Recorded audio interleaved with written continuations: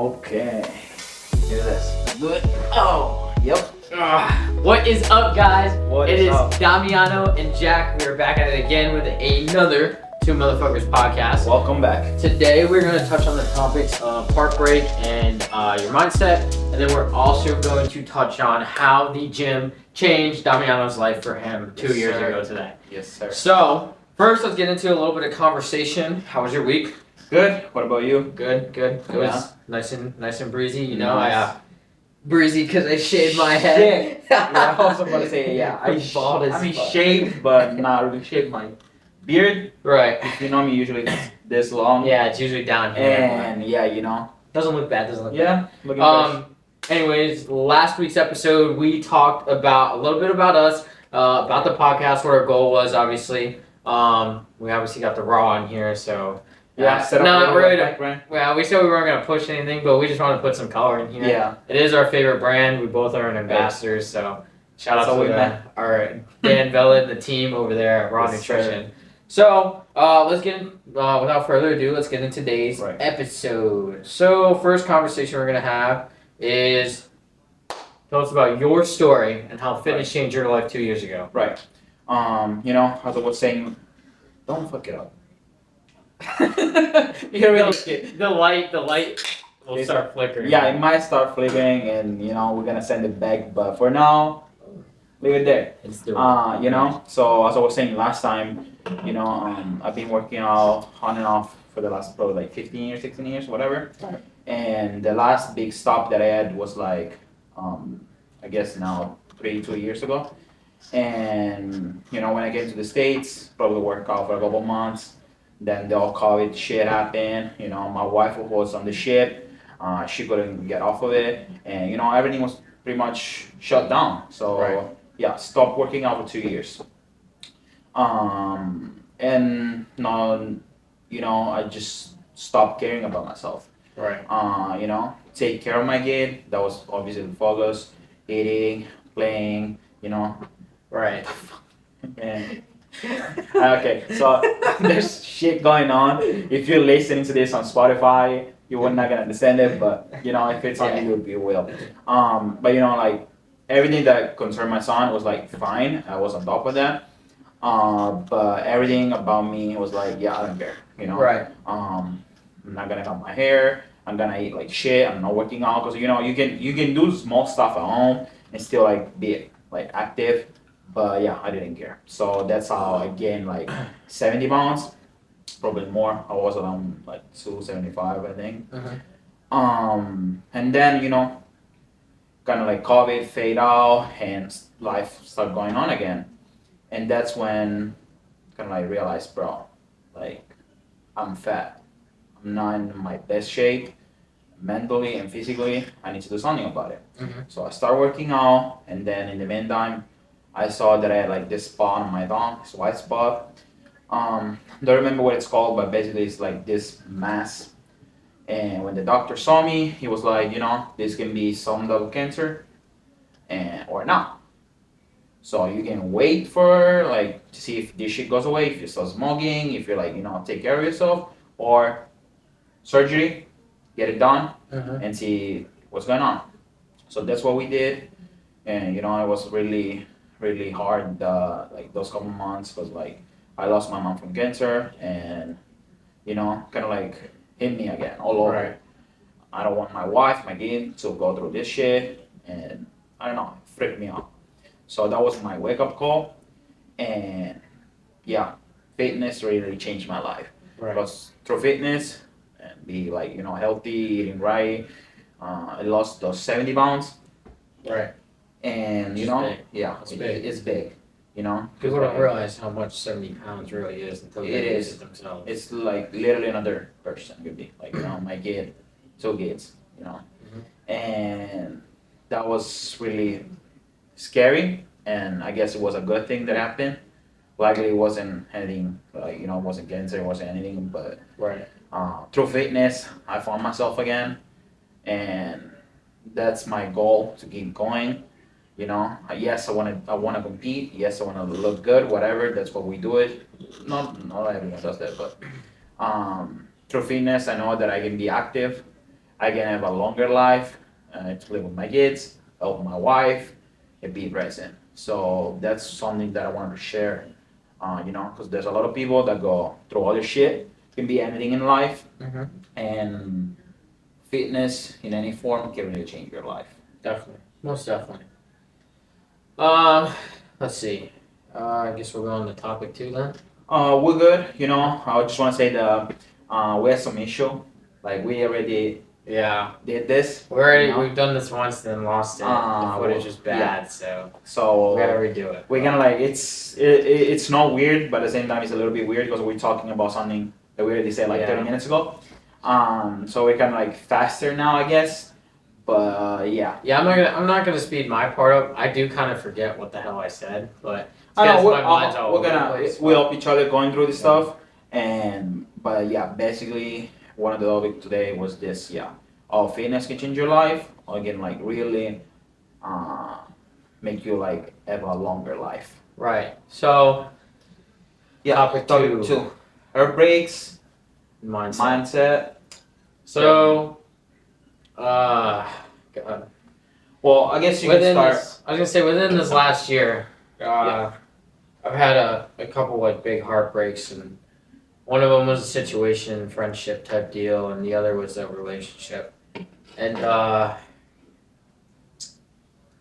he watched me go through the bulk of everything, from falling in love to getting my heart broken and recovery and healing, and the process was rough. It's still rough at times, and I think people think it's perfect, and From the outside, you like. I was gonna say, unless you know me like pretty close, you probably didn't see next to near as much as what I went through. Right.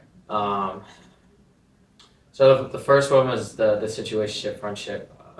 She'd wanted to date, and we were long distance, and I couldn't man up enough to bring myself to date her. Strictly because how the distance was working, and financially it wasn't where I wanted to be for her, and I felt like I wasn't giving her enough and stuff like that. So I was not mature, and she didn't deserve me to be around, which was a big thing. And I didn't realize that until oh gosh, it was I didn't realize that until a couple months ago. I understood why she left and everything, and it was rough because when we had our first fallout, she still wanted to be friends, and I said no, and then now it's the other way around. I want to be friends, but she said no. Like that. And yeah, we've known the hardest part is we've been through a lot together.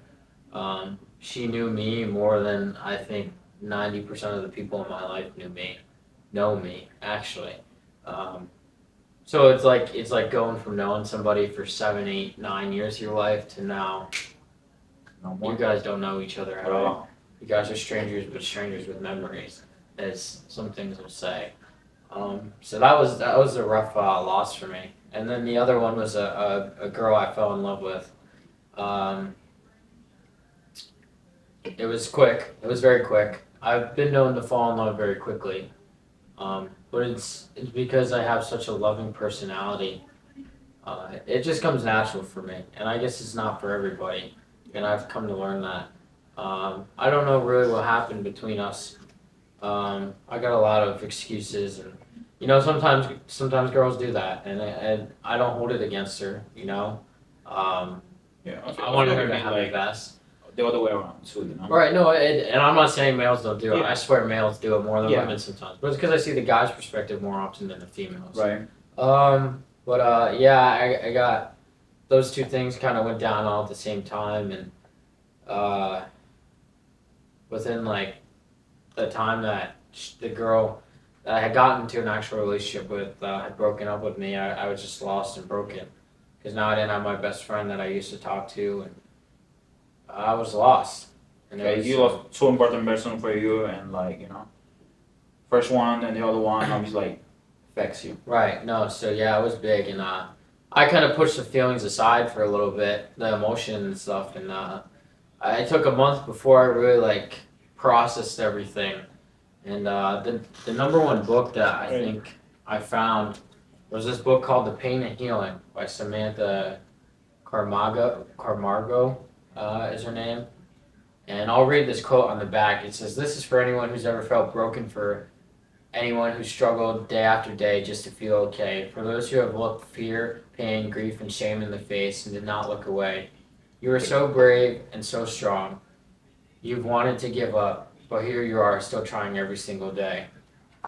And I'm close to being done with the book. It goes through like almost a year worth of like, you know, pain, healing, and learning. And for me, I went through like, I kind of sped up my process of grieving everything a little bit. I found a therapist and I started getting back into my religious side. And I want to shout out my friend Austin for that. He's the one who really pushed me to go talk to God and pray every day and stuff like that. It's important to me.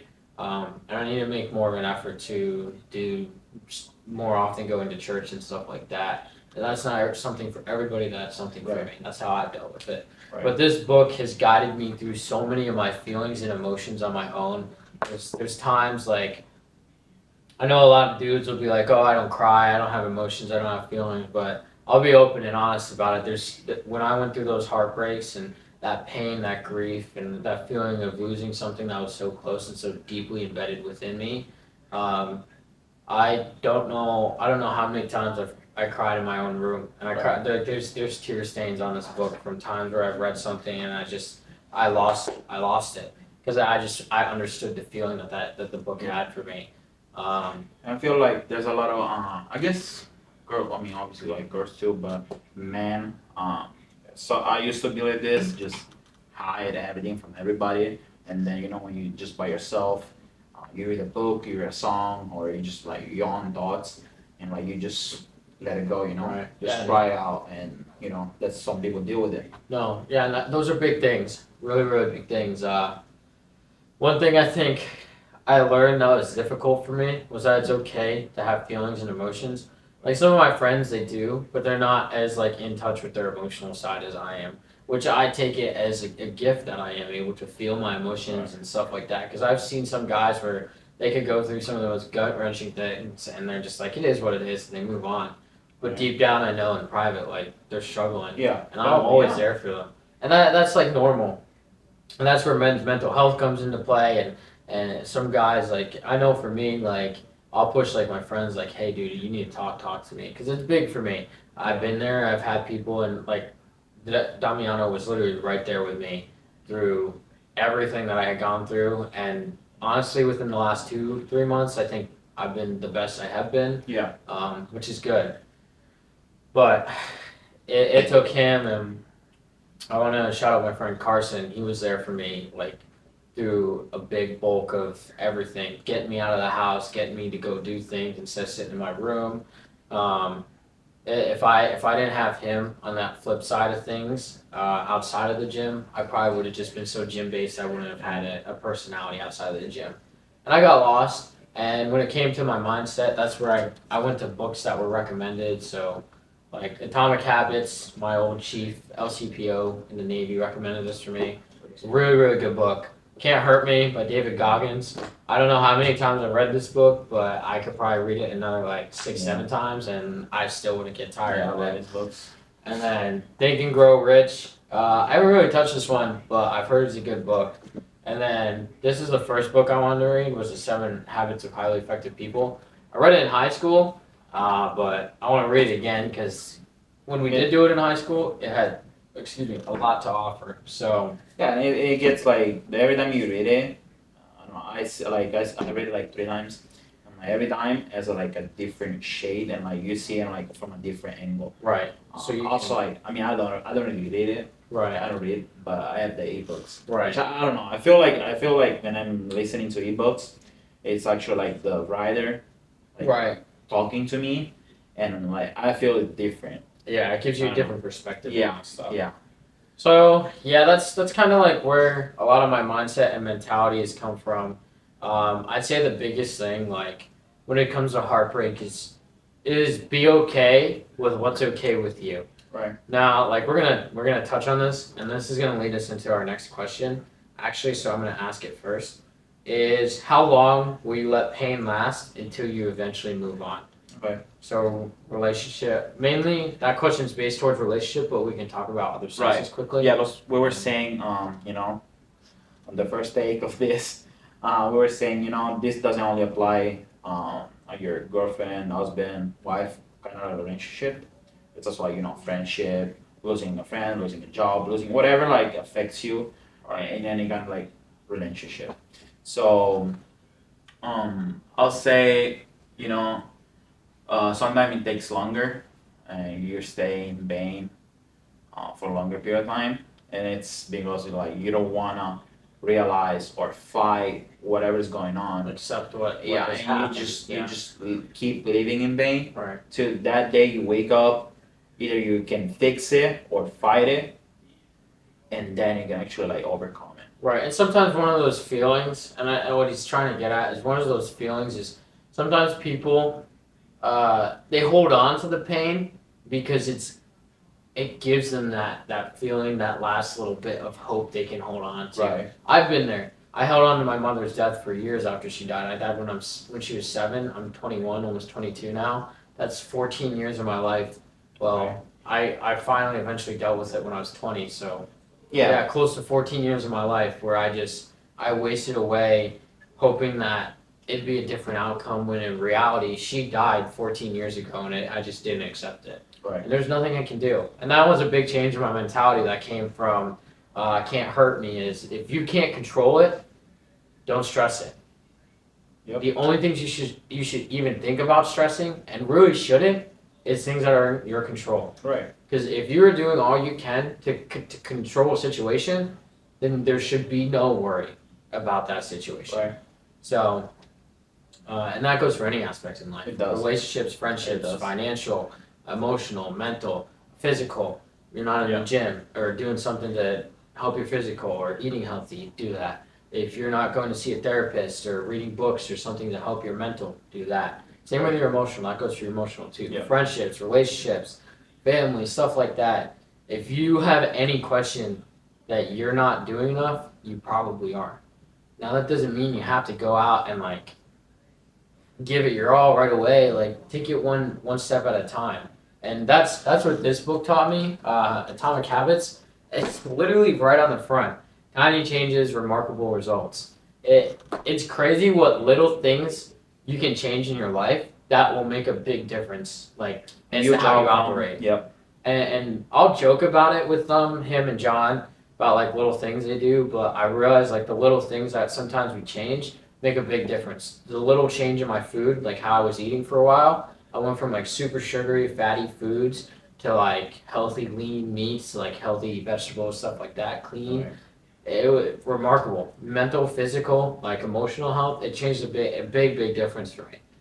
Sleep was better. Like there were so many things that were affected just by food change. It was insane. And I went back to eating fast food and crappy stuff, and it just proved me right that like with that like unhealthy, greasy food, like it didn't work well for my body personally. Yeah.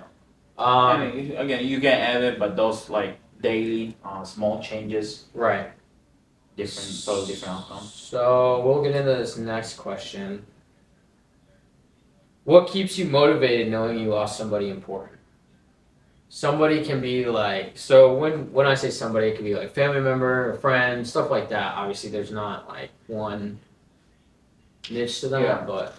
And the answer to that for me is that no matter what, at the end of the day, I still have my whole life in front of me, and if it's a friend or like back then like girlfriend and stuff, whatever, you still need to fucking do your shit. Like you need to live, you need to work, you need to fucking take care of yourself, and sometimes it's not easy, sometimes it just sucks, and by the end of the day, that's the meaning of life. You just need to move on, and the whole motivation is that you need to love yourself, and that's it. Nobody's gonna do it for you.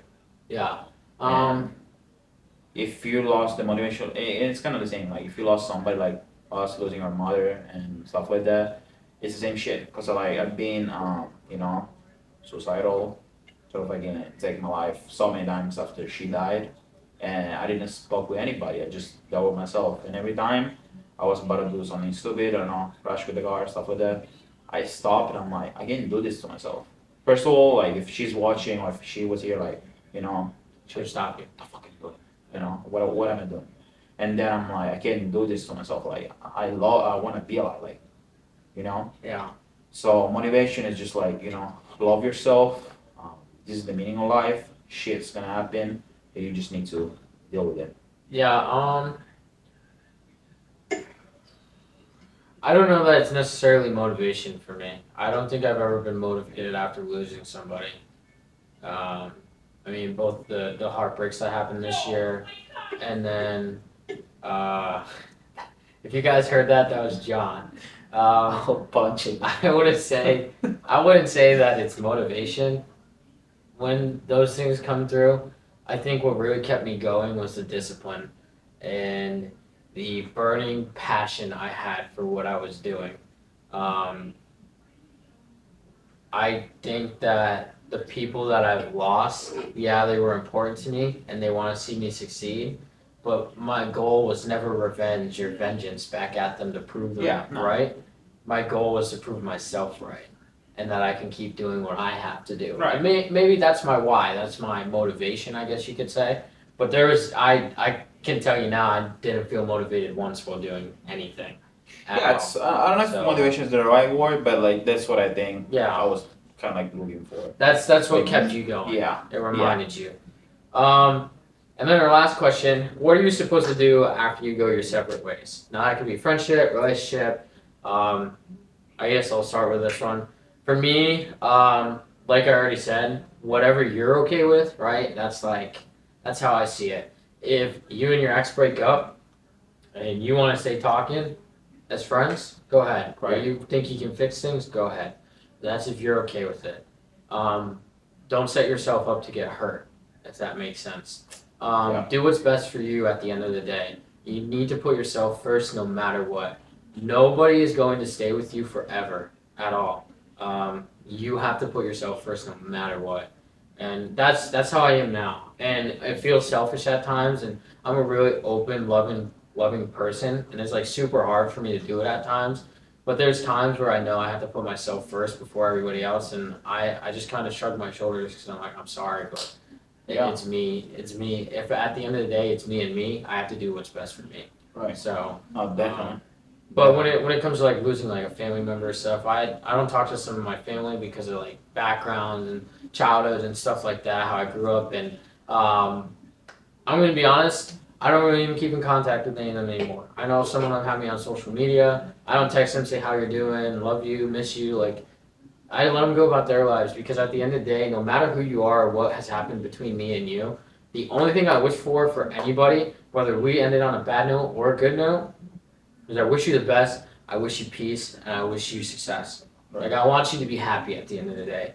And to my exes, that's if like we ended on a bad term, like I've always said this to them, I wish you the best. I hope you find somebody that's happy, like that makes you feel happy and you are successful in your life no matter what. Right. Like, I'm sorry it wasn't me. That's okay. I know I'm not perfect. We go through girlfriends and boyfriends like crazy. Yeah. And that's like a hit or miss, I guess, with people, but that's how I see it. Like I said, at the end of the day, happiness, success, and peace of mind. That's all I want for somebody, no matter what. Yeah. Friend, relationship, family, etc. List goes on. So Yeah. Definitely. I mean, if it ends in a good term, you want to be friends, and that doesn't like affect your next person that you're gonna be with. Right. If something happened, it's fucked up. Like obviously, big cut. See ya. Right. Fuck you. Whatever. Right. And never see you again. Move on with your life. But I think a big thing that like happens nowadays, and I know you're not in the dating scene, so I don't know if you see it. Maybe you do. Is a lot of people will go and talk shit and stuff, and I think yeah, to a degree, that's like there's some of that, but I think what needs to happen is like that's one of those things where it's like when it's in the past, leave it there. Like that's how I am. Like I'm talking about it now, obviously for podcast purposes, but I don't talk about my exes outside of this ever. Yeah. Unless somebody asks me like up front, hey, what happened? Or like, what didn't you have a girlfriend? I'll be like honest about it, but it's like There's no need. It's in the past, and that's where I leave it. No, definitely. And you know, I was gonna say something else, but I forgot now. Don't worry. So, and one thing that we didn't say when we started this podcast is that obviously the whole chatting today is about experience and like something that we can say can be like people can feel it and relate to it. So, we're talking about it because of that. Right. And since like from the last podcast, we're saying we don't really care about numbers. We're doing this because we feel this I don't know, need. I don't know if it's a need, but like to share and have this conversation with each other. I feel like it'll reach who it needs to reach when it needs to reach them. And I don't care what numbers we see, right? Who sees it, who shares it, who watches it. Honestly, whatever we post. Like at the end of the day, I'm happy we posted it. I just listened to my podcast on the last one on Spotify the other day, just so I could hear it. Cool. First of all, it's so cool. Like and it, on it's, Spotify, it we there. It is. It is. But it's like to me, like I'm doing this out of pure hope that I can help somebody who may be going through something I once went through and didn't have the tools or knowledge and is scared to ask for help, but they can listen to a podcast and get a complete stranger's help and understand, feel it, and realize that the emotion is raw. We're there, and we don't mean nothing. But and you can overcome shit. Yeah, and the fact that we have you were saying like 2 reels or TikTok, whatever, like that had like 40 something shares. I'm like shit. There was like 40 people felt this and shared it to somebody or like save it, and I'm like, shit, we're actually like doing it. Right. Even and at the end of it, if it's just I don't know for one person, like I'm still cool with it. Like that we helped that one person to feel better or like understand that they're not alone in this world with that stuff. And that's important. And obviously we come from the fitness community, so that's a lot of people get into the gym because of heartbreak and stuff like that. And that's why one of the topics was heartbreak for sure today, because we wanted people to realize that he may have gone through it like a couple years ago before he was married. I just went through it this year. I just went through it back in April, May, June, and we're now in August, September. So definitely. September now, and that's a big thing is like just to realize that if you asked me back when my heart was first broken, am I going to make it through this? I would have told you no. I don't know how I'm going to. I don't know what I'm going to do. I was lost. I was hurt. I was stressed. I was anxious. I eventually found a therapist, stuff like that. Talked to somebody that helps you. That was big. So, anyways, that mostly concludes today's podcast. Right. So, you got closing because I don't even remember. Yeah, I want to say before we close this, obviously, if you're going through a heartbreak or you're struggling in life, whatever's going on with you, talk to somebody. Start the gym. Start a hobby. If the person you're with, doesn't make you feel right, and you guys can work things out. Maybe it's time to, get out of that toxic relationship. Mm-hmm. And don't worry, it's gonna suck at first, as we were saying, but it's gonna get better. It needs to be a teamwork, and like I love the way I do things with my wife, with a team, and like we're kids between each other. It's a teamwork. And that's how it should feel when you were somebody. Yeah, it's definitely. Not, you're gonna have arguments and shit, but if it's not a teamwork, it's not working. It's not 100%. So, you're not alone. Shit can be fixed. And I guess... Yeah, that's it. Don't give up. Keep going. Thank you for tuning in today. Obviously, we appreciate your love all the time. Make sure to follow, subscribe, like, and if you're listening on Spotify, follow and share. Besides that is Damiano and Jack. We are out. Yes, sir. We did it.